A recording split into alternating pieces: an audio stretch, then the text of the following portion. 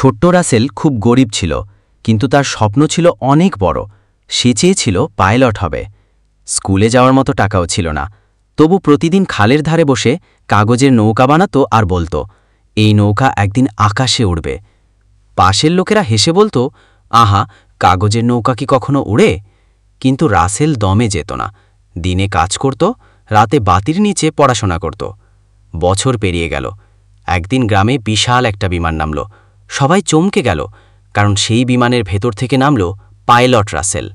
রাসেল মুচকি হেসে বলল, আমি তো আগেই বলেছিলাম, কাগজের নৌকাও একদিন আকাশ ছুঁতে পারে। আপনি যদি এরকম ছোট ছোট মজার ও শিক্ষামূলক গল্প পছন্দ করেন, তাহলে এই চ্যানেলটা ঠিক আপনার জন্য। প্রতিদিন পাবেন নতুন গল্প, নতুন চমক। আমাদের সঙ্গে থাকুন, সাবস্ক্রাইব করুন।